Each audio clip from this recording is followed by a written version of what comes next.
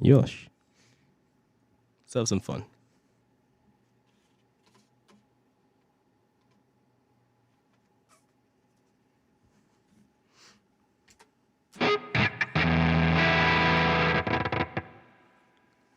So he says, just stay for a ride, cause the views will be nice. And the stories I will tell our friends, make them laugh until the party ends. Won't you stay for a ride? It's do or die. Let's turn this up into 11. Make a jump to 7th heaven.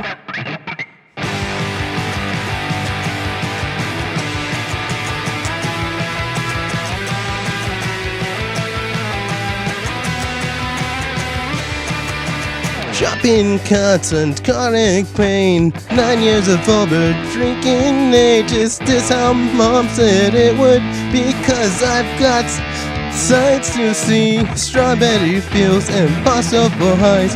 Looking for something without defined. Hoping for best, no wasting my time. Can't let these chances get out of my life. Once again I'm sitting, living, watching others soar, as I said, waiting for something to happen. Stay for a while, what the views will be nice. And we'll make the stories that we'll tell our friends. Make them laugh until the party ends. Won't you stay for a ride? It's do or die. Turn us into 11. Make a jump into 7th heaven.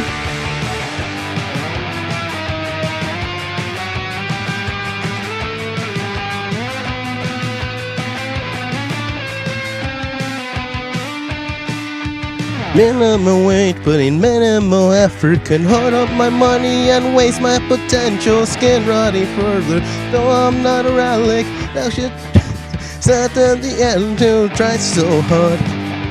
Work how got days ahead. I can do so much, never get far. I'm still pushing for something. I'm moving for yo. I'm done wasting my time. Don't start much to live for. That's still for a hell of a ride. I'm sick of waiting for y'all. No, I'm done wasting my time. Don't got that much to live for. Won't you stay for a ride? Cause the views will be nice. And the stories that we'll tell our friends, make them laugh until the party ends. Won't you stay for a ride? It's do or die. Turns into 11. Make a jump into 7th heaven.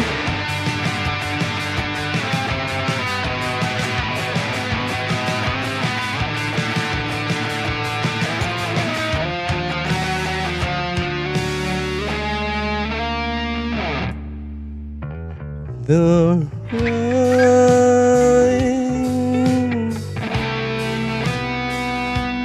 the ride,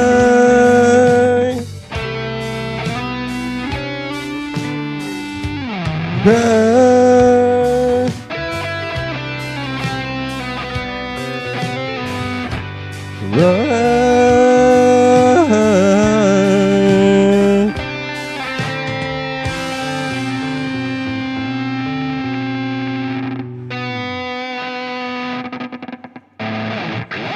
Very nice. And with that, it is the beginning of a new week, man. No, it's a little too serious for you right now, Evan Sevenfold. Thank you for your time, though. Yes, evidently, half of the month is almost done, and we're gonna keep this one a bit fluctuated because we've got places to be. I have a mother who has a year of age, and I gotta go represent. So, for the most fun and for those looking forward to a good vibe, a good minute, hey, you found it, and you found me, and now they know that we like was a band the Shadow Puppets. So that's good in my algorithm myth vibe. And with that, I'm hoping that y'all have a good week. We're approaching a new one, ending a cool weekend. There's still activities to be done, fun to be had. So I obviously keep it vibey for y'all to just have a good time, enjoy life. It is still a brand year. Things are gonna happen, and let's just try to be happy. So, with all that being said, I will say adios. Catch you all in 4 minutos. Figure out the news of the week. No. Ya, me entendé. And with that, vamos. Because Universal Fan Fest Nights return in 2026 with Scooby-Doo meets Universal Monsters, One Piece, Dungeons and Dragons, Harry Potter, and Super Nintendo World experiences. That's pretty sick. Dungeons and Dragons, hell yeah.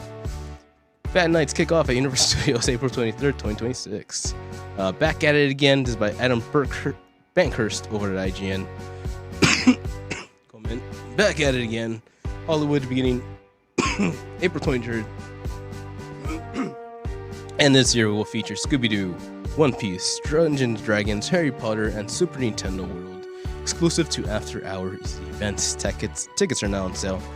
Second ever Universal Fan Fest Nights on Universal Studios Hollywood. It will run for 12 nights. April 23rd to 25th, and May through 1 through 3, May 7th through 9th, and May 14th through 16th. That is the weekends.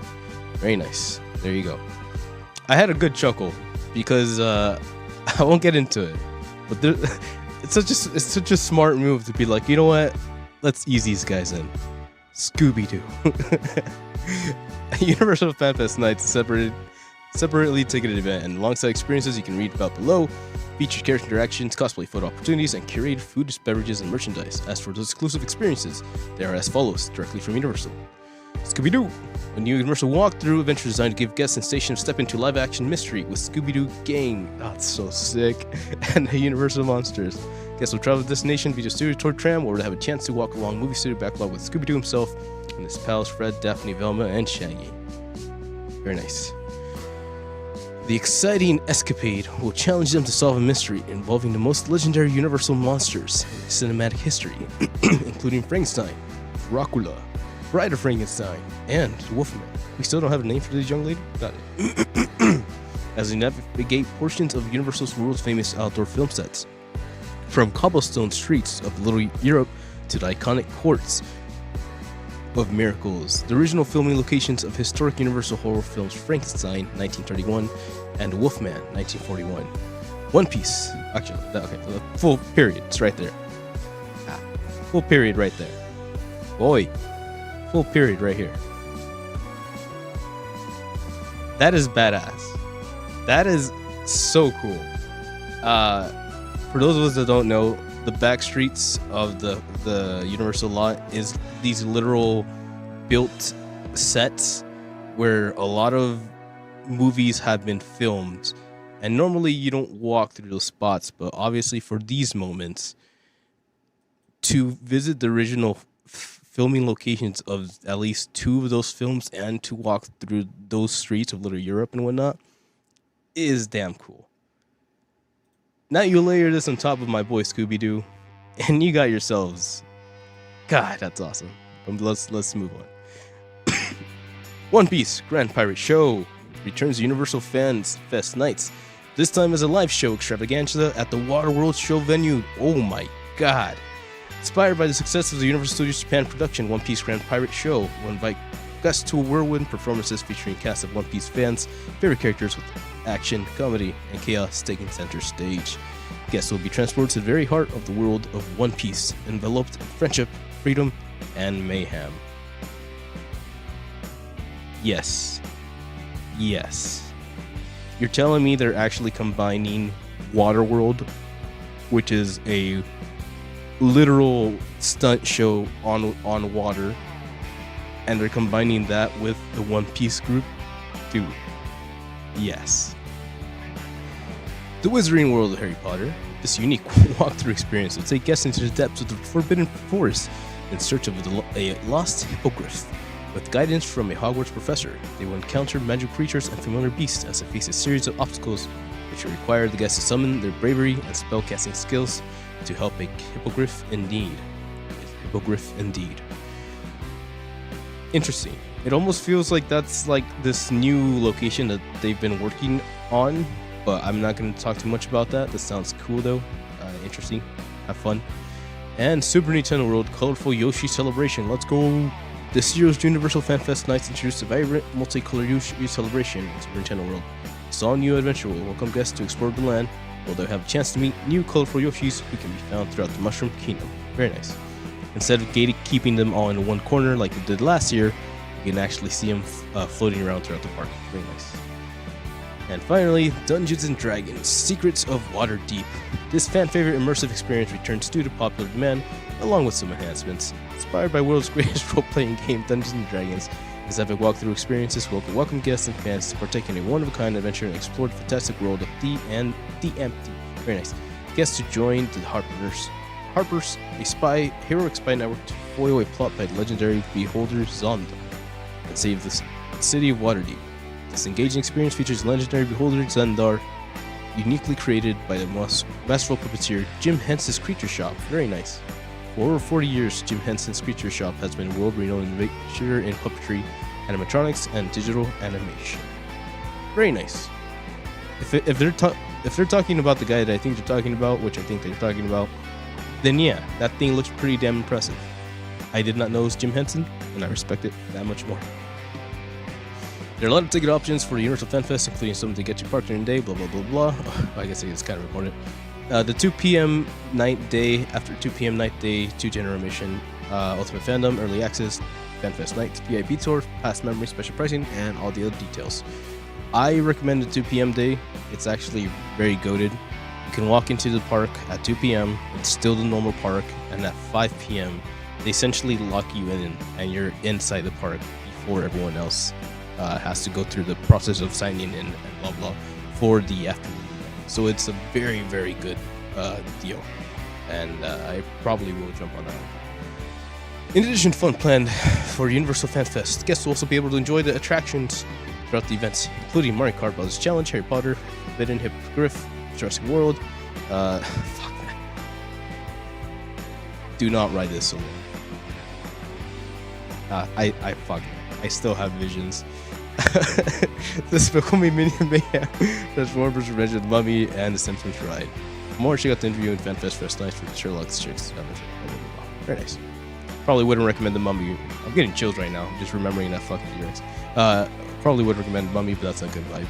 So, all that being said, oh my god, all that being said, Universal Fan Fest Nights is a very cool event. I do remember doing a bit of the visuals last year. If you're interested, that is available. Go have fun with that. I do think I would try to figure out if I can strap that on one more time and get that thing going, because it is a very cool moment.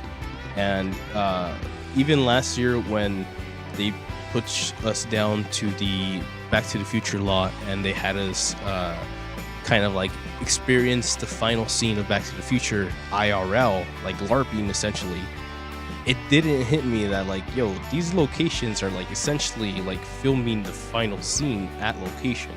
So now to be able to actually hit locations and see the actual place where things were filmed and figuring out like what that looks like now, or even giving Universals a chance to reinvent that type of horror, right? And figure out ways to make their films that much better, which is obviously a good synergy, and we love that. And FanFest Nights is one of the coolest events, I think. Also, they have a really sick band playing last time, and you know me and bands, we get along. So if they're there, I'm hoping they'll be down live. So all that fun and exclusivity coming soon. Look forward to them. I actually am looking forward to that. But moving on, because we got time to do. It's true. Japan Fair Trade Commission releases report highlighting contractual issues in anime industry. This is by Crystal Hodgins over at the Anime News Network. This is kind of important, right? So we're going to go through this. At least I hope it's important. The Japan Fair Trade Commission published on December 24th the results of a survey conducted in the best environments of the anime film industries. From anime to Japan, FTC studied transactions between production companies and primary contractors, between private contractors and subcontractors, between production companies and freelancers, and identified problematic and potentially illegal behaviors. There we go, that's what we're looking for. During the contract stage, the manufacturing stage, and the payment stage. At all three levels of transaction, survey found issues with insufficient or delayed disclosures of contractual terms, with issues of low compensation, with terms being worse for subcontractors and freelancers. In addition, the agency found issues with abuse of power from primary contractors towards subcontractors, and from production companies towards freelancers, with payment terms being unilaterally decided on by primary contractors and production companies with little or no ability for negotiation of terms from subcontractors, freelancers, respectively. That's a lot. The research also found orders cancellations across all levels for transactions. In addition, the study found issues with delayed payments and reduced payments and non-payments, retakes, and additional costs incurred due to extended production periods. The survey also found issues with lack of surcharges and for rush orders to short deadlines. The research highlighted in both film and anime industries that the concentration of rights and power in the hands of clients and the unstable position of contractors and creators. The survey stated that 89.4% of film directors, staff, and 51% of animators said they were not satisfied with their current pay, with many complaining compensation fell short of rising living costs. That is very, very important. They have an Alice in Wonderland anime now? Cool. The Japan Fair Trade Commission stated that it disseminated this report to member companies and production companies, freelance associations, and other related companies in order to prevent problematic behavior. The Japan FTC, along with other relevant government agencies, will also monitor the progress efforts of relevant businesses and will, quote, take strict and appropriate measures, end quote, against any entity found to have violated anti-monopoly law or other related laws. The agency will also use contents of the report to create and publish guidelines of practices that may violate the anti-monopoly law, subcontracting laws, and laws about transactions between freelancers and businesses. Japan's FTC investigation began in January 2025 and surveyed 130 companies and 165 freelancers, and also interviewed production companies, industry groups, freelancers, production committees, committee members, lawyers, and scholars. That's a big one. Guess what? That is as important as I was hoping it was going to be. Because essentially what we're saying right here, essentially what our friend Crystal Hodgins has wrote for us here, is that after a full year of investigation, someone out there was asking directors, staff, and animators, what's up with the industry? If we're booming, if business is booming, then why are the creators struggling?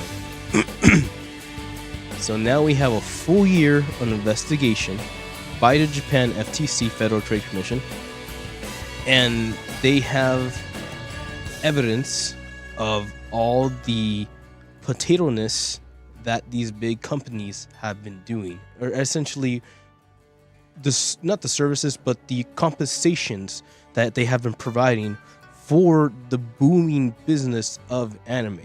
I'm looking at Aniplex, I'm looking at like the big kids. At least that's how I'm hoping that they're looking at. And that's really fucking important, because if we don't take care of the workers, where the hell are we gonna get our anime from? And I'll say this one thing. One frame man. That's it. So, to me, it's very important that someone gave a damn to go investigate, to go be like, hey man, we've seen what you guys have done. Here's the evidence, a full year of evidence, so you can't give us any BS. And we need to find a solution to the people who are providing the work that is providing this boom in animation. And why stop there? Video games, movies. Come on, Japan. Come on, Japan. Let's go. Let's go. Because Ex-Assassin's Creed boss sues Ubisoft for nearly $1 million over alleged forced firing. This is by Ethan Gotch over at Kotaku. Yes, Cerritos. In 2025, Mark Alexis Cote, the head of Assassin's Creed, I hope I read that right, Assassin's Creed franchise and a 20-year veteran at Ubisoft. Damn, 20 years, son. That's like a quarter of my age. Abruptly, sorry, it's not a quarter. It's a third of my age. Sorry, that's 2/3. Whatever, shut up. Abruptly left publisher following the launch of Assassin's Creed Shadows. 2/3 ago, he broke his silence to claim. No, that's actually a big ass deal. 2/3 of life time.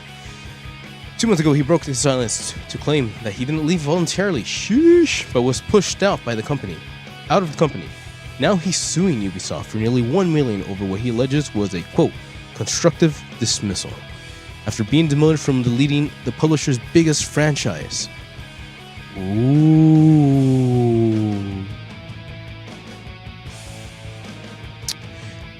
Anyways, Radio Canada reports that the lawsuit was recently filed in the Superior Courts of Quebec and claims 1.3 million Canadian dollars in damages, or roughly 935,000 American. In it, Cote details the events leading up to his departure from the company, including a meeting in the summer 2025 when it apparently became clear that he would no longer remain in charge of Assassin's Creed, the franchise he had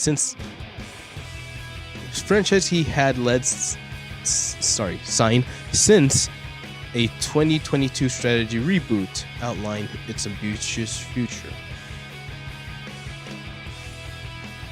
Yeah, I guess that was 4 years ago. I'm trying to think if that was Assassin's Creed Origins, if that was like the beginning of where everything went downhill. I'm trying to figure out how mad I'm supposed to be at these people. Last year, Ubisoft launched a subsidiary called Vantage Studios, backed by 1.25 billion in funding from Tencent that would house the publisher's most profitable franchises: Rainbow Six Siege, Far Cry, and Assassin's Creed. It's led by North American Studios head Christopher Durines and CEO Yves Guillemot's son, Charlie Guillemot. Prior to On the Move, Cote reported directly to Yves Guillemot. Damn. Assassin's Creed veteran allegedly demoted. How long goes? Alright, whatever.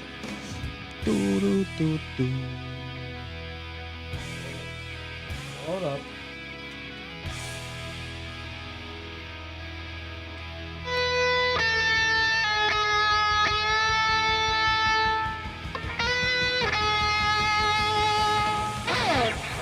There you go. That's it. Alright. Assassin's Creed veteran allegedly demoted.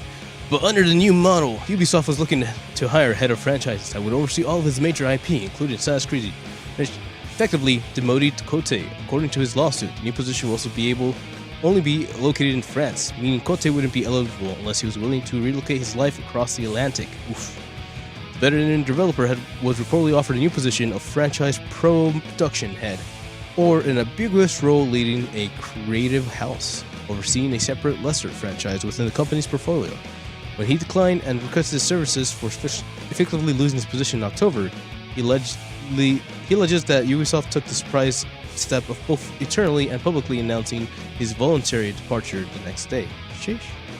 The past 24 hours have been deeply emotional, he wrote on LinkedIn at the time. Many of you have expressed surprise that I would choose to leave Assassin's Creed after so many years, especially given the position I still hold for it. The truth is simple. I did not make that choice. End quote.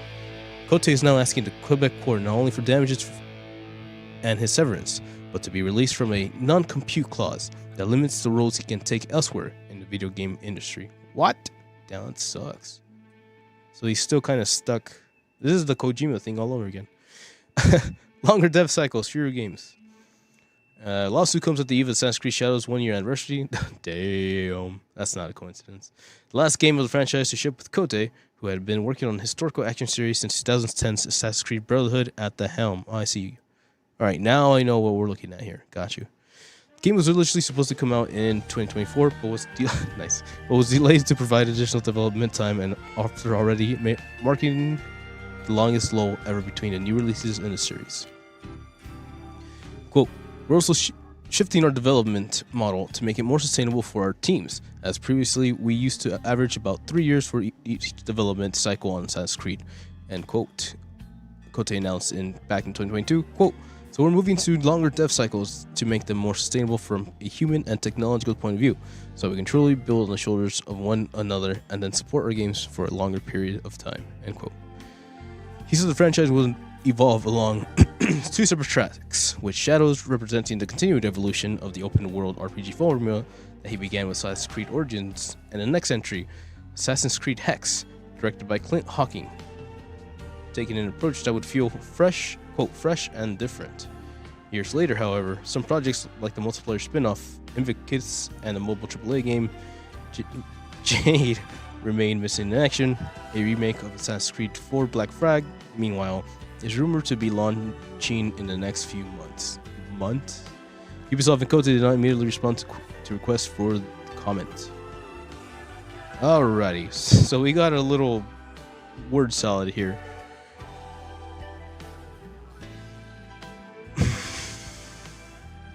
$20 years is a long time. I feel like you should kind of like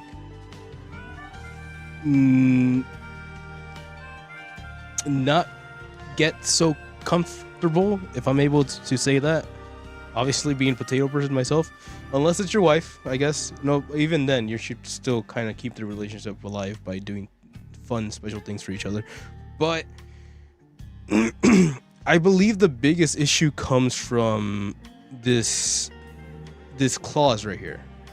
Because if you're low-key stuck to working for Ubisoft, or you're stuck for working for a specific game, or for example, you signed on this clause saying that you can't take the secret sauce of how to make Assassin's Creed and make it somewhere else. I'm assuming that's what it is that is preventing them to kind of do stuff. So I understand that angle. It makes sense why you would stay with a company if that's low-key the only thing you're allowed to do.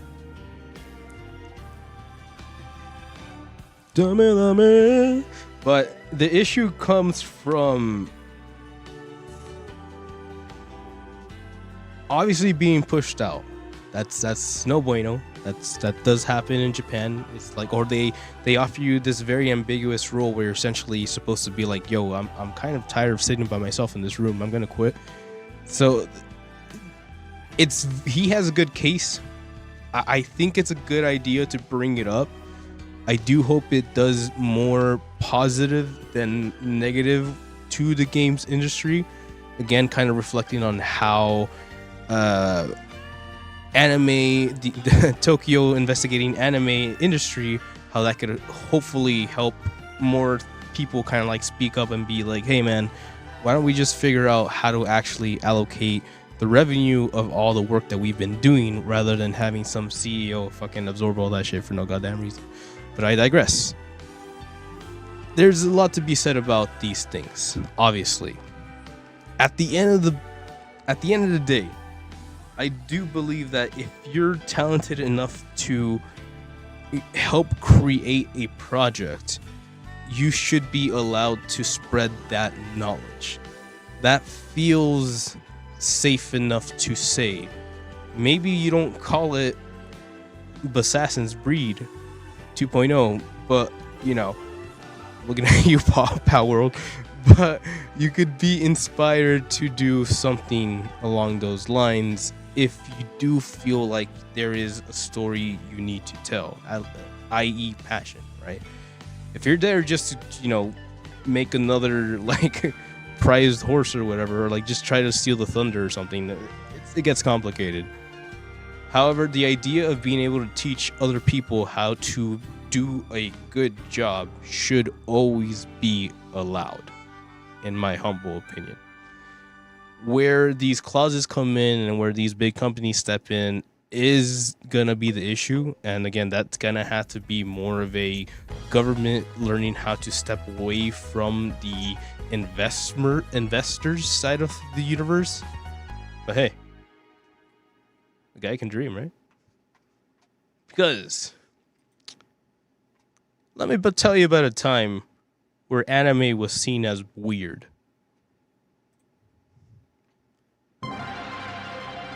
Now watch the Oscars. Yes, Los Angeles, the Oscars. Show Demon Slayer. goddamn. And not even goddamn. It's just like a lot changes, you know. A lot changes. It's only been 20 years, but a lot changes in the universe, and I understand. That's why I feel like you should never get too comfortable in general. However, it's still kind of cool. Look at all that. Look at all that. Official YouTube channel. Official YouTube channel for the Academy Awards began streaming an English subtitle behind-the-scenes video for the first Demon Slayer Kimetsu no Yaiba Infinity Castle anime film on Sunday. Video shows many of the keyframe drawings for the film. Damn. That was impressive.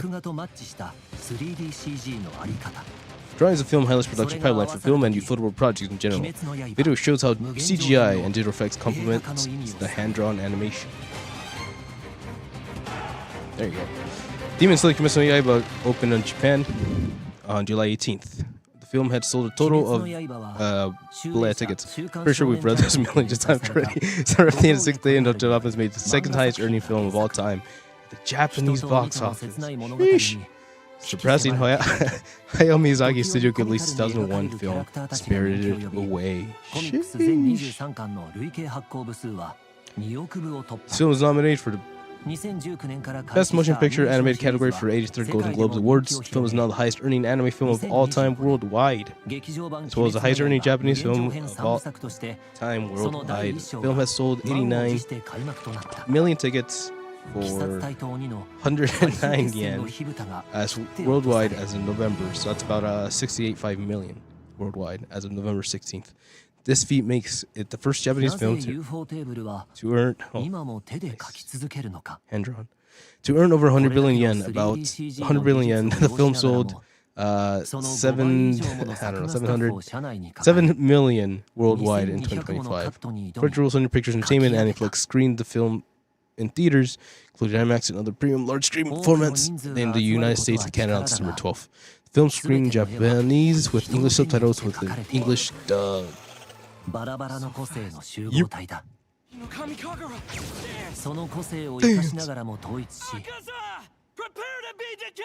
Oh man, let me tell you about Channing Tatum.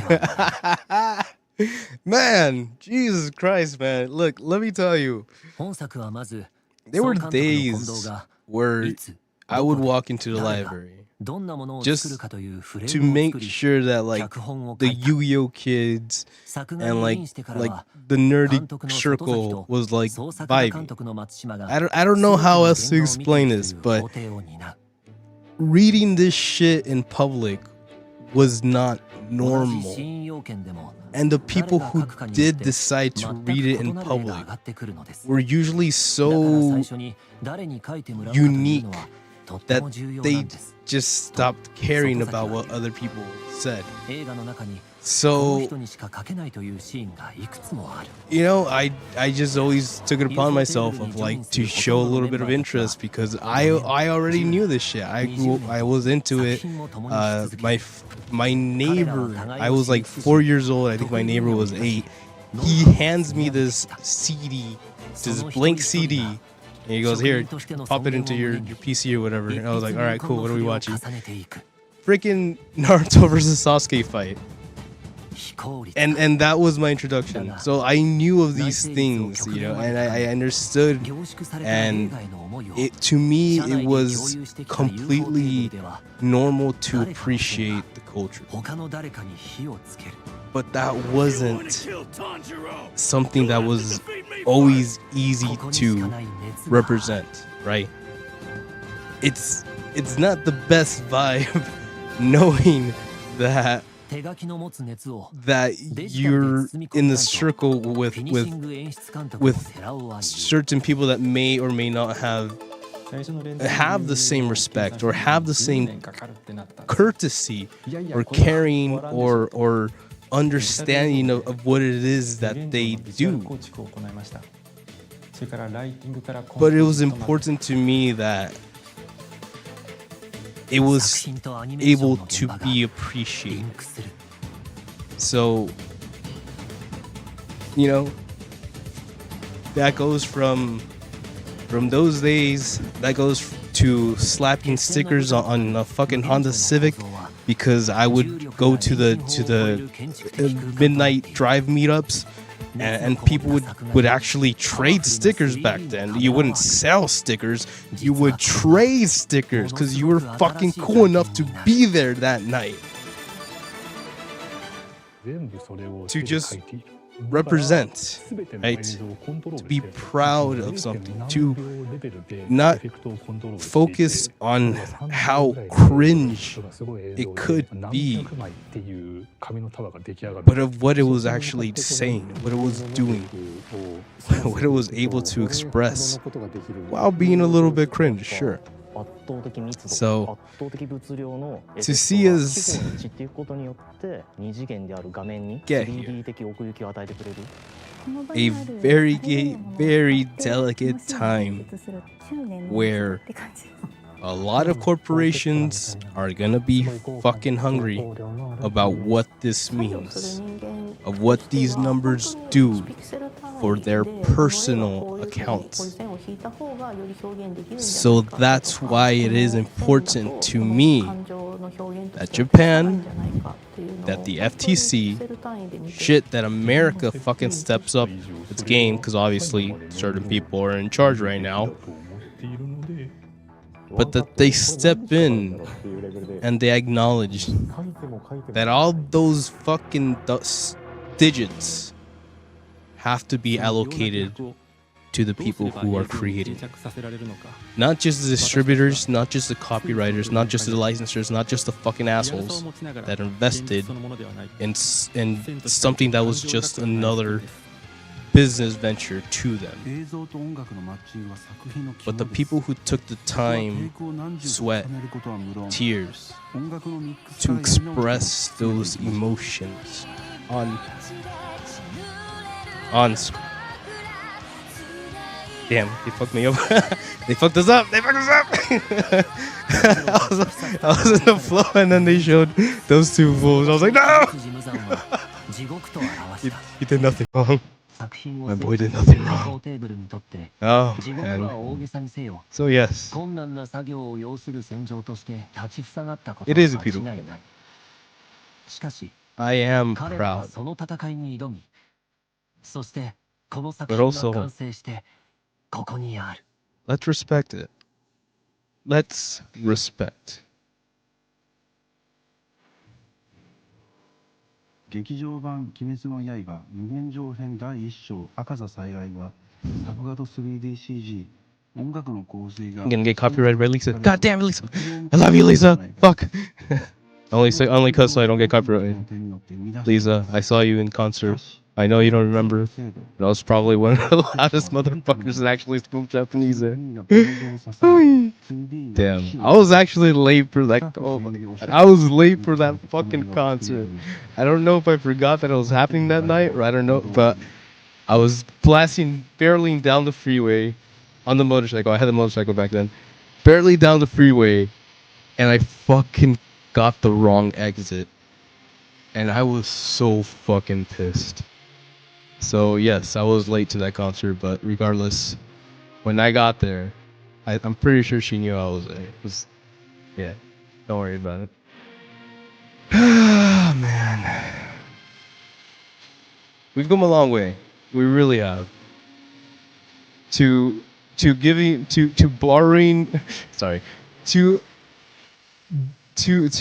offering people, quote unquote, friends, my copy of Angel Beats, multiple friends, to I don't know how to explain that. I don't. Okay. From getting your Angel Beats copy stolen by some rude female person to to fucking partying on the weekend, on your birthday weekend, with a legit group of strangers that feel like family, or at least feel close enough. Yeah, it's all possible. It's out there, man. A lot has happened in the time frame that I've been able to experience, and It's the little things, man. It's the little things that make it happen. So, I am thankful. I am a little concerned for my anime constituents, but I believe in the good of men, even though it can be hard to find, especially in days of darkness, or in days where hearts are clouded with darkness. But optimism. Can't help it. But you know what else can't help it? Netflix. Oh, giving you a hard number. Netflix boss Ted Sarandos promises to keep the Warner Brothers movies exclusively in theaters for 45 days. Sheesh. By Wesley Yin Po. Ted Sarandos, the CEO, co-CEO of Netflix. Ooh. Is this actually... Okay, this is background. No. Committed 45 window for theatrical movie releases once its $82.7 billion deal for Warner Bros. Goes through. Earlier this month, Deadline reported that Netflix, quote, have been proponents of a 7-day window which would streamroll the theatrical business, end quote. However, in a new interview with the New York Times, Stratos pushed back on his widespread belief that Netflix's deal for Warner Bros. Would spell disaster for theaters and moviegoing, suggesting Hollywood misunderstands what it's trying to achieve. Ooh. Quote, the general economics of the theatrical business were more positive than we had seen. We had modeled for ourselves. Quote, Stratos said to Warner Bros. Movies Arms, quote, it's a healthy profitable business for them. We weren't in that business not because we hated it. We weren't in that business because our business was doing so well. Wow. Way to pat yourself on the back, kid. Cool. I understand that folks are emotional about it because they love it and they don't want it to go away. And I think that we've been doing things that make it go away. Quote, we haven't, end quote. At this point, no, it's fine. Don't worry about it. He wants to play more Michael Jackson, which I don't mind, but might be a hot topic in a couple of weeks. End quote, quote, when this deal closes, we'll own a theatrical distribution engine that is phenomenal and produces billions of dollars of theatrical revenue, but we don't want to put it at risk. We'll run that business largely like it is today, with a 45-day windows. I'm giving you a hard number. Okay? If we're going to be in the theatrical business, and we are, wait. Damn it. It played Michael Jackson. Damn it. Fair enough. The actual is a phenomenal produce billions of dollars to theatrical revenue that we won't want to put at risk. If we run that business largely like it is today with 45-day windows, I'm giving you a hard number. If we're going to run to it like we are competitive people. We want to win. I want to win opening weekend. I want to win box office. What? I want to win box office, not the box office. Got it. Netflix's decisions here could have been an enormous impact on everything from James Gunn's DC Universe movie, Man of Tomorrow, to Lord of the Rings Hunt for Gollum. Then there's Matt Reeves' Batman Part 2. Whew. Let's go, Twilight Boy. And Godzilla x King Kong Supernova. And it's worth pointing out that Sarandos hasn't committed to a 45-day window forever. Indeed, in a financial call discussing the deal last year, Sarandos said Netflix would continue to release Warner Bros. Movies in theaters for now, though expected the actual releases windows to shorten over time to become more, quote, user-friendly. Quote, more user-friendly. Quote, we've released about 30 films in theaters this year, so it's not like we have got this position to movies in theaters, Sarandos said at the time. Quote, my pushback has been mostly from the fact that the long list of windows that we don't think are that user-friendly. Quote, I wouldn't look at this as a change its approach for Netflix movies or for the Warner movies that for that matter, Sarandos continued. I think over time the windows will evolve but be much more consumer-friendly, to be able to meet the affluence where they are quicker. Audience where they are quicker. All those things we'd like to do, but I'd say right now you should count on everything that is planned as going to the theaters through Warner Brothers. Continue to go to the theaters through Warner Brothers. Okay, end quote. Damn, there's more. Peter, no one wants to. Oh no. In the New York Times interview, Sarandos was challenged to as much quote dismissal of cinema going as mounted idea. He clarified that he said he was going to the theater was outmoded, quote, for some. Quote, I mean, like that town that Sinner's supposed to be set in does not have a movie theater there, he said. For those folks, it's surely outmoded. I'm going to get in that car and go to the next town and see a movie. But my daughter lives in Manhattan. She can walk to 6 multiplexes. She's in theaters twice a week. Hey, yo. Not admonished for her at all. Stranos said also insisted that the idea of Netflix as a competition for going to the theaters is a myth, and that people will leave the house.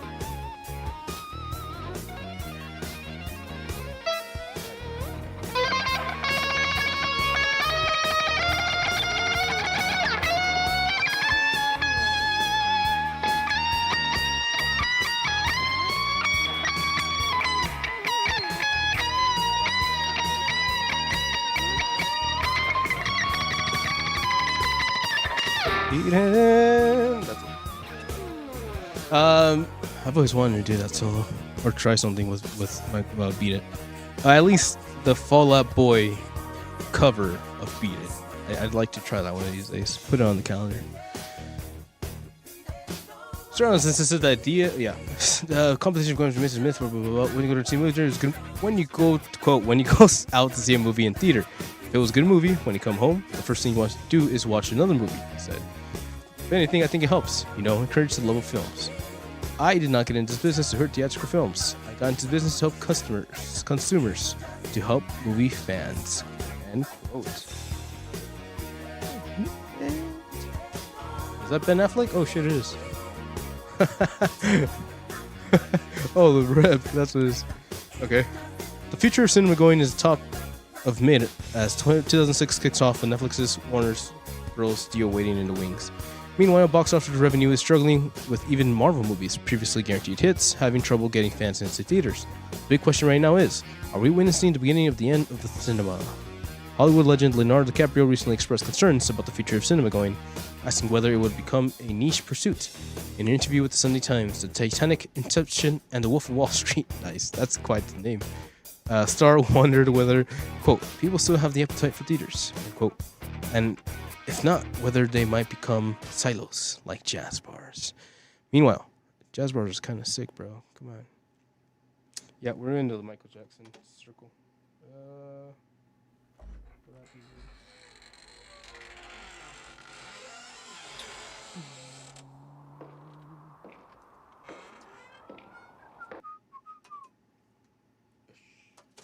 Hey. So it's like jazz bars. Meanwhile, Avatar director James Cameron said the Netflix buying Warner Bros. Would be a disaster. Sorry, Ted Stratos. But geez, he said on the Town podcast ahead of the Avatar Fire and Ash. Stratos has gone on record saying theatrical films are dead. Either is dead, quote, quote, quote. Indeed, Cameron remains unconvinced that Netflix would truly commit to meaningful theatrical distribution if it expanded. Quote, it's sucker bait, he said. We'll put the movie out for a week or 10 days. We'll qualify for consideration. See, I think that's fundamentally rotten to the core. We should be made for theatrical, as the Academy Awards mean nothing to me if they don't mean theatrical. I think they've been co-opted, and I think it's horrific. That said, Cameron isn't opposed to Netflix playing the game if it actually, plays the game. Quote, they should be allowed to compete if they put the movie out for a meaningful release in 2,000 theaters for a month, Cameron noted. Fair enough. One reporter is claiming Netflix is particularly clean to obtain Warner Brothers, fast content, blah, blah, blah, AI stuff, all of that. Yeah, we've read that part before. So we're getting closer to this deal. Whether it will pass, I think it is. Again, whether it is the best, lesser of two evils between Paramount, it is another discussion to be had.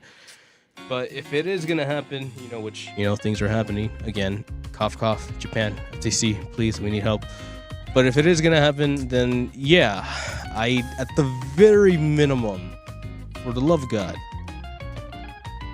keep the movie theaters open, man. Just like, come on, dude. It's if it is a niche, I've lived long enough to experience movie theaters.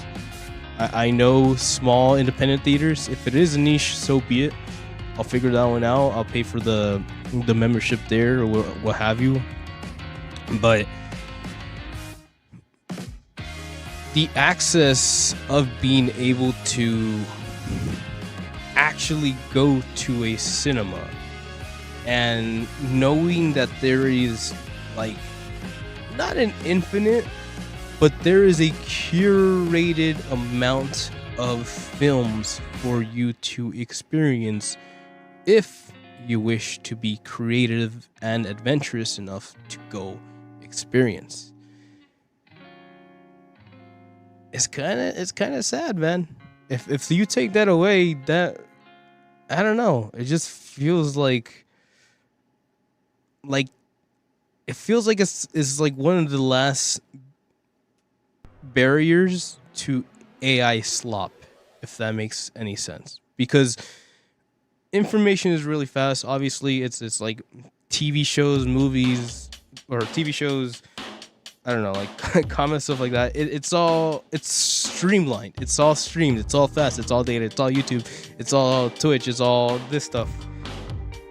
So I feel like movies, at least for me, is that final like portion of like, hey, this week you have these few movies, and this week you have these few movies, and it's manageable. It's doable. You throw like 70-40 seasonal animes at me every season, I'm just not gonna watch any of them. And that's the unfortunate truth. Have watched so much less anime in this time frame, and that's probably because I'm out here just doing like fun potato things like this and hanging out with friends and all that stuff, and there's nothing wrong with that. But it really sucks that I can't just actually listen to people talk about anime like it used to actually mean something. And that's another topic for another day. And that also kind of reflects on the whole money train of everything happening so fast because revenue, investors, and blah, blah, blah.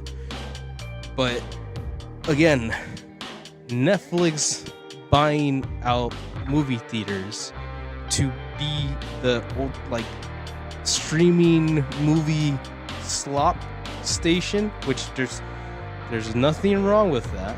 You know, we all need our binge. We all need our reality TV shows. What's that one thing? Love is Blind.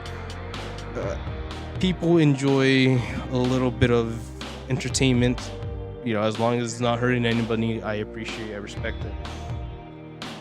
But again, if you're telling me that the movie station of like, hey, watch this, oh shoot, we got this popping up, is gonna try to just siphon away that last feel of like, all right, just a chill weekend in the movies, then yeah, that kind of sucks. I don't know how else to put it. I feel like you'd have to be there to understand it, which again does kind of make movie theaters niche. So if they are niche, I hope they stay the way they are in terms of like things are good right now.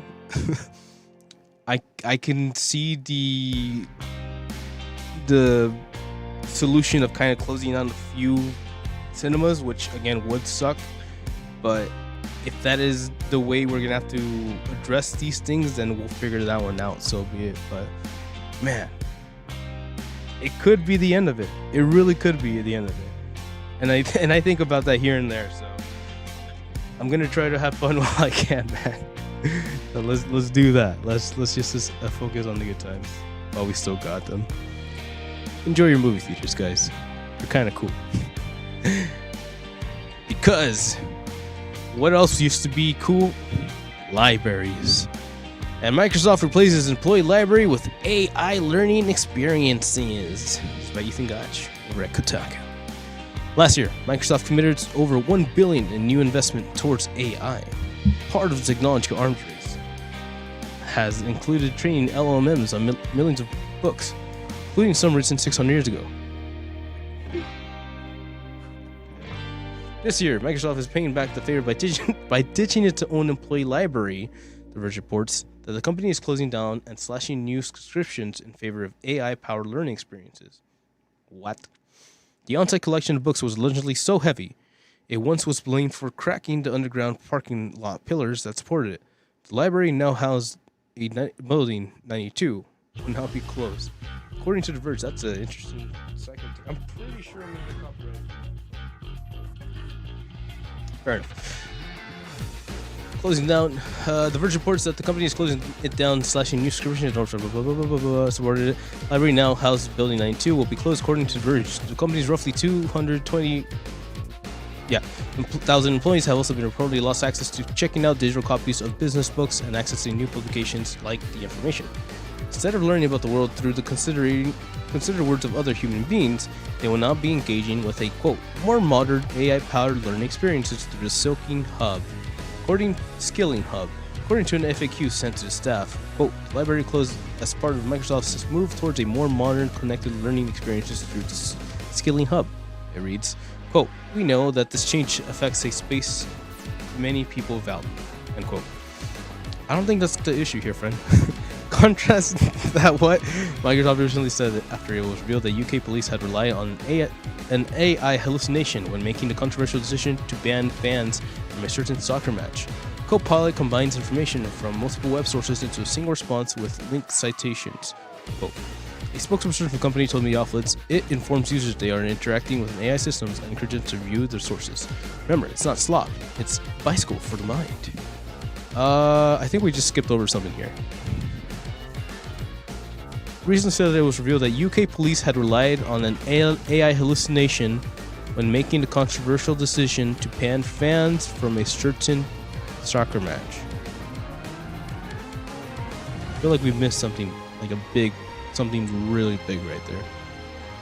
But alright, moving on.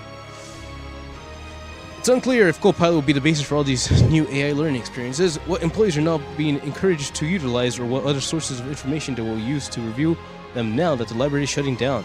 As the science fiction writer Ray Bradbury once told Seattle Times in Microsoft's own backyard, quote, you don't have to burn books to destroy culture. Just get people to stop reading them, end quote. Damn! Huh. Damn! That's a quote. So, what is the issue? Or what is technically happening?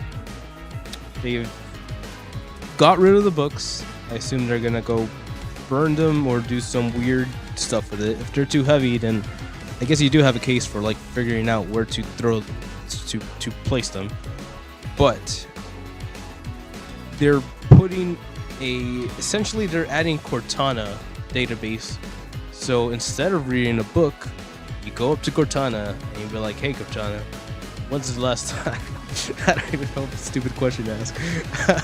But you ask her a question, she gives you the answer through the internet, or she has some weird database, or she goes and Google something, or blah blah blah blah blah. Why don't you just Google it yourself? Fuck. Sorry.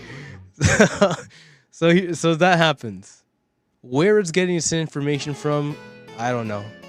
What kind of books it's supposed to have read, I don't know. What it's supposed to like help with, quote unquote help with, I don't know. But my question is, what happens when you ask when you ask Cortana a question and Cortana decides that it's best to give you her favorite answer, whatever the answer may be, but the algorithm decides that they want to hear this answer instead of the quote-unquote history, truth, or blah blah blah blah blah blah blah blah blah. That's where my brain goes to. So, no, Google, it's not necessarily that we know this change affects the space that many people value. It's more of a, how accurate is this data that you're trying to sell us? And I'm kind of getting tired of stating the obvious. I don't know if that's just me, but that's where we're at with this one. So Microsoft doing great moves. I still am getting hounded to update my computer. So if this video ends up feeling or looking very potato, you can bet that it's because I haven't updated my Microsoft, because Microsoft kind of sucks right now. But that's a different topic for a different day. Moving on. Over with another company that sucks. Woo! Technology. The RTX 70 Ti reportedly dead. The RAM crisis has officially hit graphics cards. Long live the RTX 5070 Ti. This is by Jacqueline Thomas over at IGN. What? Update. Statement. RTX 5070 is not the end of life and will continue to be manufactured by current fluctuations in supply of both products are primarily due to many supply constraints, which have temporarily affected production output and restocking cycles. As a result, availability may appear limited in certain markets, but should not be interpreted as production halt or production retirement. The original story continues below. Huh. How long is this? Alright, it's not too bad. Alright, come on, we got this. 導いてくれた光や君だよ連れて There you go. Due to increases demand for hardware and from AI data centers, 2026 is going to suck. Upgrading gaming PCs now looks like things are getting worse. TI is apparently dead, according to a report from Hardware Unboxed. According to Hardware Unboxed, Tim Schneider, source Asus claims at CES 226 that the RTX 5070 Ti has essentially reached end of life, with Asus unable to get supply to continue shipping the graphics card. This is reportedly due to 16 gigabytes of VRAM on the card, which is likely driving up cost of production. And with the more expensive RTX 5080 also supporting this VRAM allocation, it wouldn't be surprising for NVIDIA to prioritize its production. Rather than making its 5070 Ti impossible to get, this is instead making the graphics card much more expensive. Ha! Already new egg prices have ballooned since Hardware's unboxed videos premiered. As it's writing, there's still a handful of listings available below this many. Below 1,000. Oh, damn. Most sellers have already bumped prices up to 1,100 or more. Remember, this is a GPU that's supposed to retail for $749. These are similar prices to what we saw when the graphics cards first came out, and it's unlikely that it's going to stop here. At the moment, it seems like only NVIDIA's highest end cards are affected. The RTX 5060, 5050, and 5070 are still within range of starting prices. According to the report, the RTX 5060 Ti, which also has a 16GB VRAM, will be next on the chopping block. Scheiser also claims that the game sources within NVIDIA board partners that the 5080 Super, along with the rest of the NVIDIA's mid-refresh generation, have been put on hold or cancelled due to RAM supply issues. So if you've been on the fence about upgrading your graphics card, you might want to either jump on it before prices go further up, or wait until the RTX 60 series launch sometime next year. Damn. Reached out to NVIDIA and Asus comment, and NVIDIA told me demand for GeForce RTX GPU is strong. And memory supply is constrained. We continue to ship all GeForce SKUs and are working closely with suppliers to maximize memory availability. Even so, Asus is abandoning the RTX 5070 Ti, suggests costs have gone up to severely limit the supply of graphics cards either way. Big reason behind these supply issues is the state of memory market. Ever since November, RAM prices have been exploding. Memory kits costing nearly 4 times as much as they did in October. Due to the large AI models, and data centers need vast quantities of memory, which would drive up the RAM. Even reached a point, crucial Micron's consumer RAM brand has shut its doors. Yesterday, I reached out to Anshil Sag, principal at DS, for more insight and strategy. He told me that this memory crisis we've entered is likely to last until 2027 or even 2028. He said that while past memory shortages were typically critical, Sicilico, this one might be different because with AI, we might see a structural change how memory is consumed. Until now, the crisis has seemed limited to the actual memory modules, but the RTX 5070 Ti is effectively discontinued like Hardware Unboxed suggests. The problem has spilled over to mid to high-end graphics cards. Damn. The most powerful graphics cards were already affected by the shortage, judging by RTX 5090 prices. Graphics cards launched for $2,000, but right now will set you back at least $4,500 if you can even buy it at all.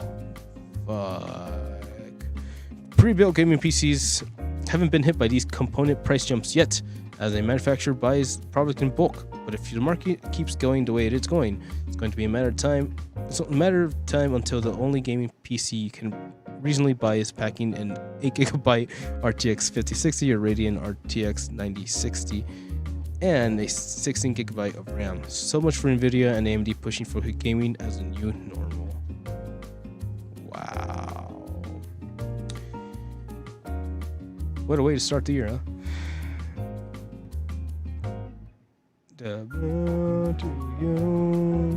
You better walk right through and shoot an arrow through my heart. But yeah, man. At the end of the day, regardless of anything, at the end of the day, we're simply taking power away from the people. And I thought it was going to be video games, years ago I was bitching about how PS5 was getting like super like pompous and like, oh, look at us, we're the cool kids club. Exactly that. And it was worrying me that like the industry was starting to move in a very like conglomerate direction. But I didn't expect that technology itself, like actual innovation, actual creativity, actual ambition, actual drive, actual vision would be attacked. Not like this.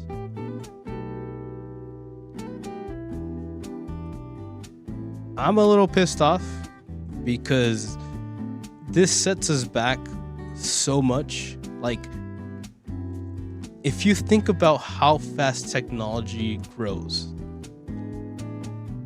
like how fast technology moves,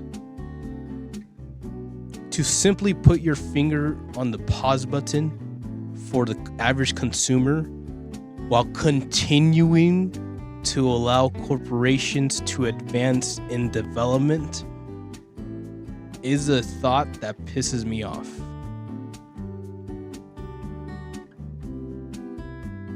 And I don't know where to express that. So, yeah. I thought it was just going to be video games. And I could have walked away being like, well, that was a good ride. I got all my vibes. I'm an old man now. I'm not old, I'm pretty young. I got my fun. Like, I'm done with video games.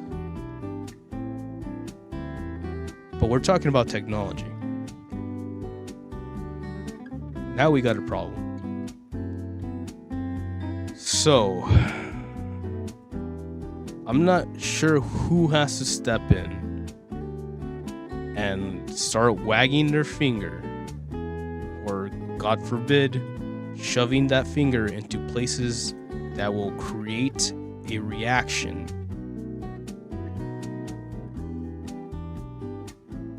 But I don't feel like waiting 3 years, 2 years. I don't feel like delaying our progress for something as stupid as AI. Now maybe I'm a little bit different, you know. I did used to hang out with the Yu-Gi-Oh kids once in a while in the library tables. But if you're telling me you're taking away technology, power from the people, we need to figure something out. For the love of God, I hope we do. Value, huh? Pokemon card shop's first community events ruined by armed anime backpack robbers. This is by Zach Swain over at Kotaku. Earlier this month, a group of masked thieves wearing anime backpacks and brandishing hammers and a gun ran into New York City's card shop and then smashed and grabbed over $100,000's worth of merchandise, including Pokemon cards from the store. As reported by ABC7, police are currently investigating the armed robbery involved 3 masked individuals that took place at the Poke Court. Sorry, I just made a correlation and we'll talk about it, but fuck me. As reported by ABC7, police are currently reporting investigation of armed robbery involved 3 masked individuals that took place at a Poke Court card shop at Manhattan Meatpacking District on January 7th. An employee told the outlet that the thieves threatened everybody in the stores as they smashed glass doors to access Pokemon cards and other related merch. According to the employee, the robbery happened suddenly and took only 3 minutes. Police arrived after somebody called 911 and reported the robbery. There were around 40 customers in the stores when the... Fuck you, Green Day. Sorry, we've talked about this before. Alright. Green Day gets us copyrighted like right away. Police are looking for a group of thieves who pulled off Quite the brazen robbery in Manhattan. Yeah, you have to see the surveillance video. It captures the moment. There were 4 customers in the store when 3 armed robbers entered and started smashing place. Started smashing display cases and grabbing. They were there as part of the Poke Court's first community event. The shop opened November 2025. $100,000 in merchandise. So let's get to Eyewitness News reporter Jaysha Patel live for us right there where the store is with the latest. Jaysha, no one was hurt, right? Pedro, Shirlene, good morning. No one was hurt. That's the good news. But police are still looking for those 3 brazen robbers who walked into Poke Court behind me and stole $100,000 worth of merchandise. You can probably tell from looking behind me that the front doors are boarded up this morning. But the entire robbery was all caught on surveillance video. Take a look at your screen. You can see those robbers walk in the store. They're wearing all black with anime backpacks on around 6:45 last night. They smashed the glass display cases while pointing a gun at shoppers. Now, along with the $100,000 worth of merchandise that they stole, the NYPD says the robbers also stole $1,000 from the register before running away westbound on West 13th Street, where this store is located. The Poke Court is a Pokemon store that was opened by a group of friends who grew up watching Pokemon and traded cards. And the founder says they opened the store 2 months ago, and the robbery happened in just 3 minutes. She says the store was filled with more than 40 customers for its first ever community event when the robbery happened. They were all brandishing firearms. They pointed them in the faces of my employees and my customers, and then they, like clockwork, went to our high-end display where we keep all of our most valuable items. They smashed the display. They looted over $100,000 worth of merchandise. Again, the good news is no one was injured, but no arrests have been made. Police are still looking for those 3 robbers. Live in the Meatpacking District, Jaysha Patel, Channel 7 Eyewitness News. That's crazy.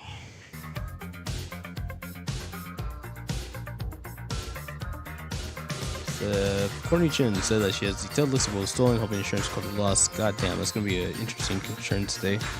According to the owner, the store does have alarms to ensure they work properly, and then the stock security company is more finishing. Chin also contemplating hiring an armed guard to help protect the store. Quote, that's been a recommendation to police and other shops in this area to get an armed guard or like a doorman. Chin told ABC 7.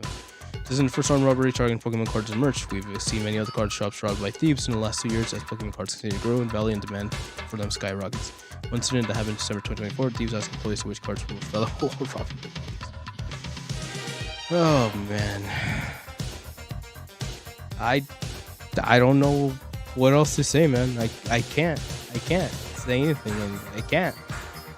A week ago it was me complaining about a microeconomy.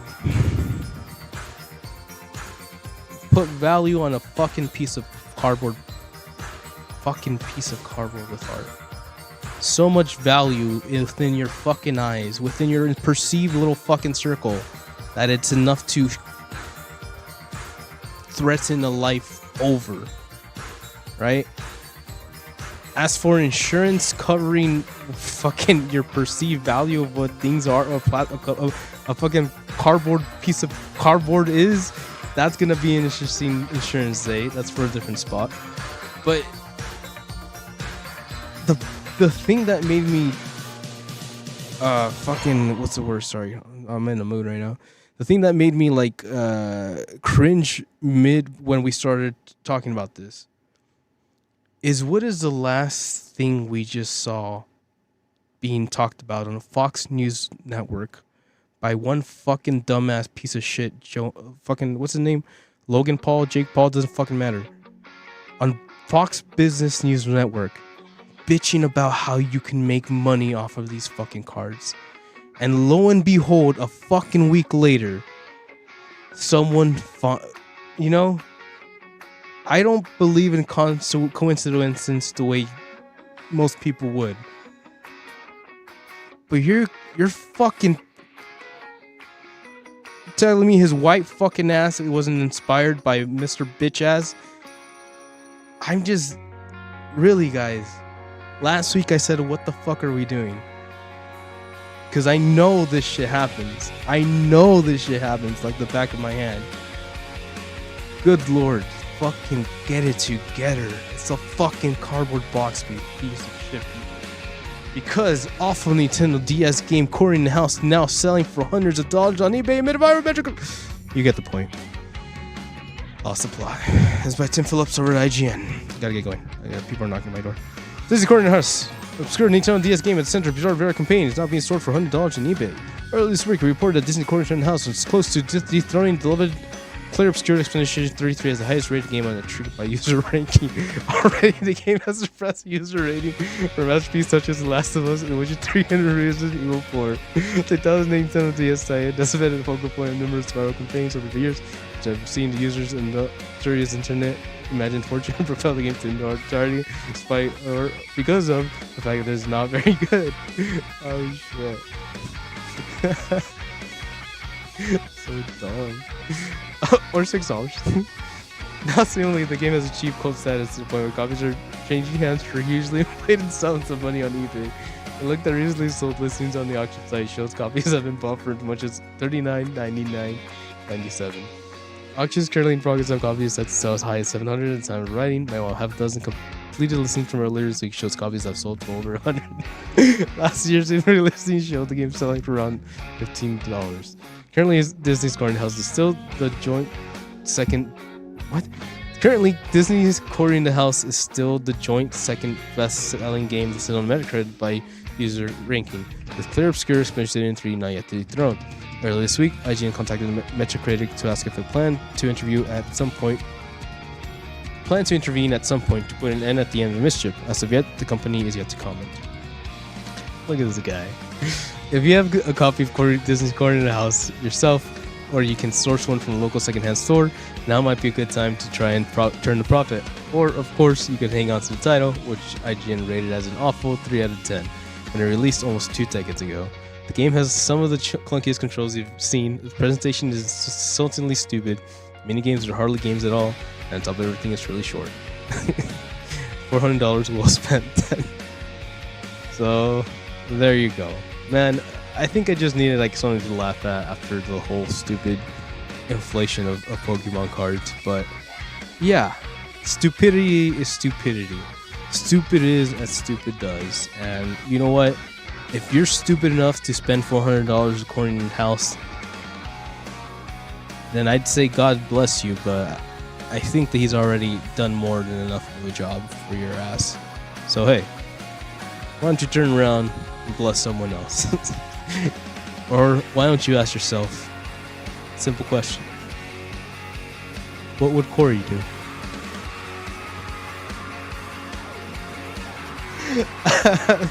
So I'm laughing because never in his fucking wildest dreams did he think we'd ever get to this point. But what the fuck, man? What the hell does anybody know about anything except history books and philosophers? But moving on to something that's very near and dear to my heart. Talking about Pokemon cards, and let's talk about some real fucking Pokemon cards. Bushiroad announces Waste Sports online game. Let's fucking go. Sorry, I'm excited. The official YouTube channel for Bushiroad's Waste Sports game announced a new video on Monday. Waste Sports online game will launch Nintendo Switch and PC via Steam this fall. Let's go. Base spots.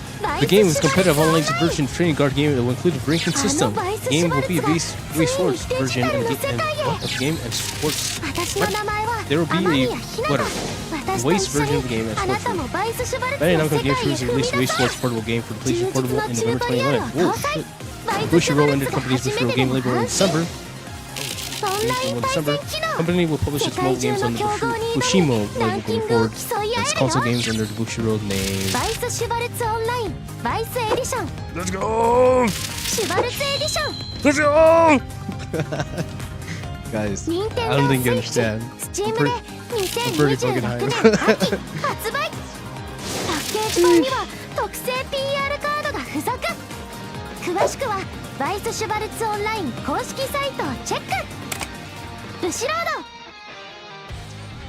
Alright, well, we'll see. We will see, man. Okay, look. I've realized everything that I've said in the past 10 minutes, right? Or like, you know, every complaint, and even the complaint from last week. I've realized every single little complaint I've said. this is about gameplay. This is about gameplay. This is about me actually fucking getting into this and playing this game, damn it. Oh, I love Way Schwartz. But I won't want to spend a fortune on this, which will eventually happen. Microeconomy, people get excited, and then freaking Way Schwartz cards fucking implode or inflate for reasons. So I got my decks. I'm chilling. At least I think I am. But if there happens to be a universe where Way Schwartz gets popular enough for me to actually invest in the deck, to actually go hang out with people and play on a random Tuesday, then what else are we doing here? You know what I mean? Fuck your microeconomy. It's about waifu wars. Damn it! It's good shit. Because my boy Speedy Gonzalez movie back in development at Warner Brothers. Damn, son. Netflix making moves already. With new director. That's not all, folks. This is by Michael Cribb over at IGN. Speedy Gonzalez is reportedly racing to the big screen with a new movie from director George R. Gutierrez. Hollywood Reporter says Looney Tunes icon is revving up for the standalone animated film for Warner Brothers in the future. Casting, plot, and details. And the release dates have not yet been announced. Speedy Gonzalez is a name that has graced cartoon world for more than 70 years. The tiny Looney Tune has long been called the fastest mouse in all of Mexico, often using fast feet, quick wit, and small stature to entertain kids and adults, alike in both shows and movies. Recent years have seen him most sidelined in cameos roles, like in projects like Space Jam, A New Legacy, and Bugs Bunny Builders. Gutierrez will lead the charge on Speedy Gonzalez movie, which is currently without a writer. He's best known for his work as a writer for Nickelodeon short-lived and Tigre, Adventures of Manny Rivera cartoon, which with his directing credits included the El Guapo versus the Narco Vampires, what? Maya and the Three, The Book of Life, and more. Okay. Audiences may also recognize the filmmaker for his experience as a voice actor for number of animated works such as Bad Guys 2, Victor and Valentino, The Rise of the Teenage, and Valentino, and The Rise of the Mutant Ninja Turtles. Jorge is a singular storyteller whose voice, artistry, and culture perspective makes every project he touches feel both timeless and completely new. Warner Brothers Pictures Animation President Bill Damsky and said in a statement, quote, "Couldn't have been more excited to have him reimagine Speedy Gonzalez, one of our most beloved Looney Tune characters, for today's global audience." End quote. It's not gonna play it. Speedy Gonzalez movie is getting. Max here at San Diego Comic-Con, where we just got out of the Hall H panel. Oh, they're not gonna show it though. Speedy Gonzalez movie has been getting its little feet moving at Warner Brothers, but this isn't the first time the iconic mouse character has tried to race his way into getting his own movie. It was reported in 2016 that another animated movie called Speedy was in the works with Eugenio Derbez. Oh, I know that guy. Touch El Peluche. It's the guy from Familia Peluche, maybe. I don't know. The project never came to fruition, with Derbez telling United Press in 2024 that the studios are afraid that nowadays it's so politically incorrect. It's unclear if elements from that iteration of the project will be carried over to the new one. Last month, Gutierrez teased his involvement in the project with an Instagram post in a message which sees him sporting a Speedy Gonzalez toy and t-shirt. He says, quote, "Guess what movie might develop in Warner Brothers Pictures Animation? ... Nice. Looney Tunes fans have found a new reason to look forward to family of cartoon animals featured in the film. In addition, Warner Bros. Renewed interest in Speedy. Fans rejoiced to learn that the long-shelved Coyote vs. Acme had found a new home in Ketchup Entertainment. Its theatrical release date is currently scheduled for August 28th, 2026, with Speedy Gonzalez expected to revive it at an unspecified date. After that, meanwhile, Warner Bros. As a whole is set to undergo a massive shakeup as Netflix works against Paramount to secure a deal. All that. So hey, a little bit of nice, warm news to land and on. Speedy Gonzalez. Culture appropriate? Maybe not.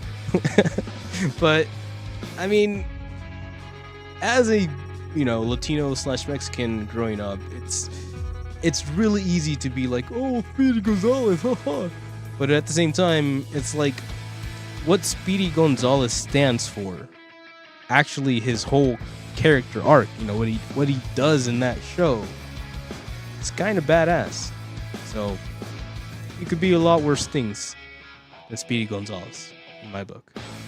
And hey, if there's a new, wave of Looney Tunes kind of, reimagining and being presented, Yeah, I guess I am a little curious to see what the Mexican stereotype is in 2026, or at least the Latino stereotype. I still feel proud in like what we are, what we do, what we bring to the table. Our culture is super rich, it's beautiful. It can be scary at times if you know exactly where to look, but hey man, we learn, we live, and if Speedy Gonzalez has taught us anything, it's arriba. Ipa, ipa, ipa. All the way up, baby. And with that, I say thank you. With that, we move on to our final segment. It's been cool, dudes. Been a vibe. People are calling me. I need to go. So, before I get out of here, I'm gonna try something that's probably gonna suck. Sorry, I forgot the chord progression. But I think I'll be alright. Let's have fun. Let's enjoy. A little homeboy called Santana.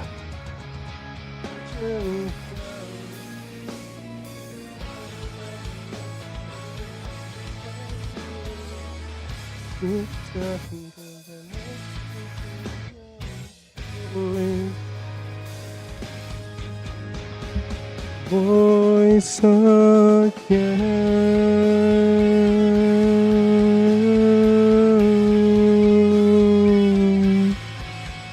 Vámonos. I hope I got this. Do or do not, there's no try.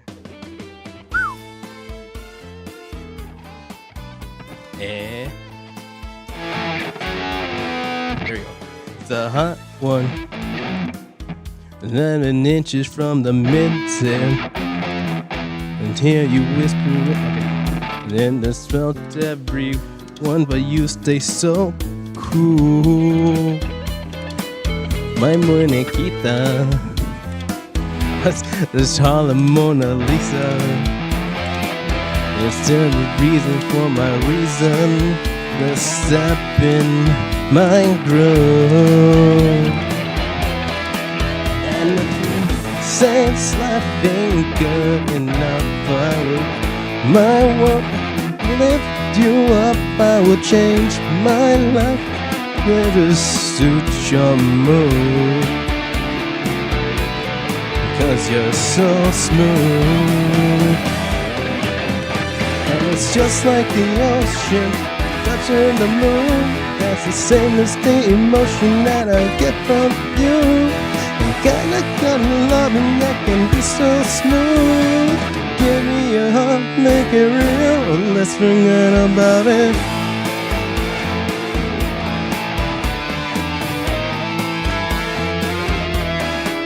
Well, now there one thing. If I would leave it be a crying shame. In every breath and every word I call you name, calling me her. Out from the barrio, you hear my rhythm on the radio. You feel the tuning of the world so soft and slow, and turning you round and round.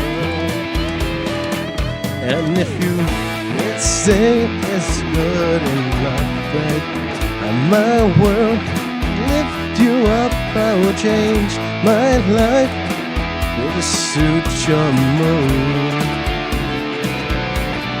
Cause you're so smooth. And it's just like the ocean under the moon. And that's the same as the emotion that I get from you. You got the kind of loving that can be so smooth. Give me your heart, make it real, or let's forget about it.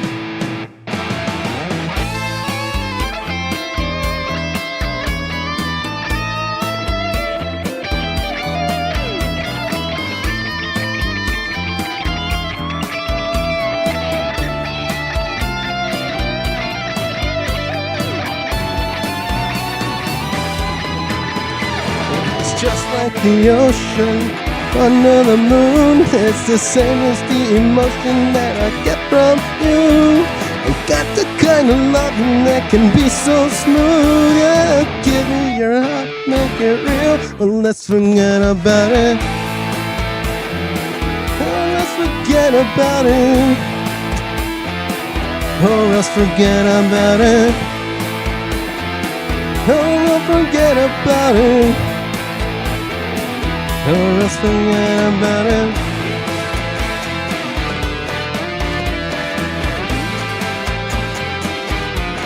Forget about it.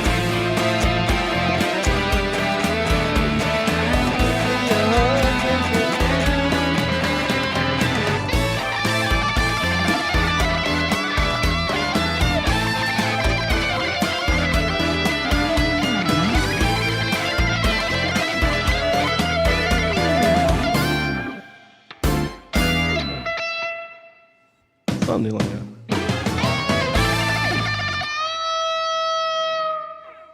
Something like that. I was never gonna be better than Santana. Let's just leave it at that. But a guy can dream. With that, I'm gonna go wish my mother 20 minutes. Wonderful New Year, and I hope you have the opportunity to do that too. And if you're chilling, surviving, then please have fun. Take care. And I'll see you on the next time. It's been your boy. Call me Sausage. Tom. XP. Wishing you buenos días, buenos tardes, and a better tomorrow. Until then, hasta la próxima. Ya. Mátame.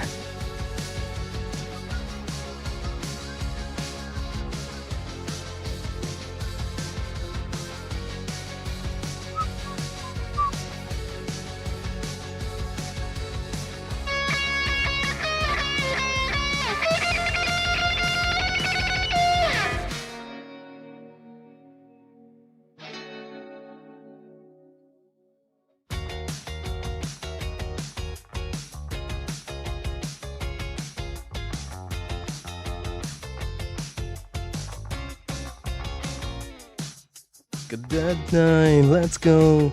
Running through the red lights, hell no. Now I know you're not worth my time. Psycho broken my mind, keeps me calm.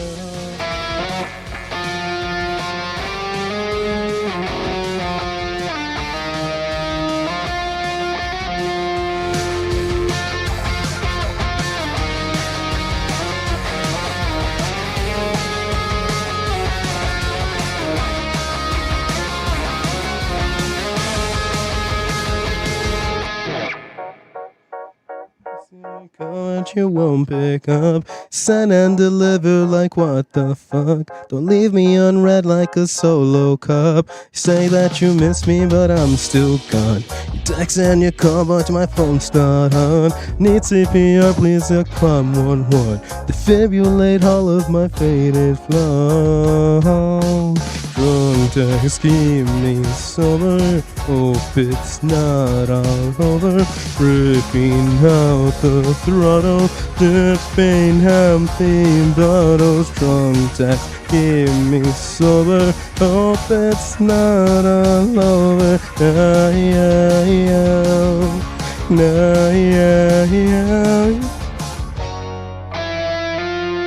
All the time. Pull the trigger and hit your line. Keeps me coming.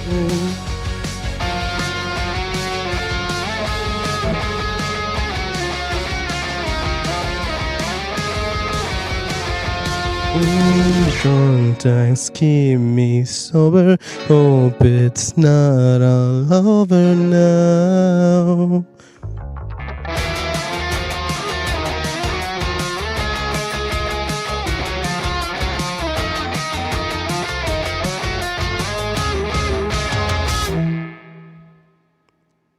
Love you.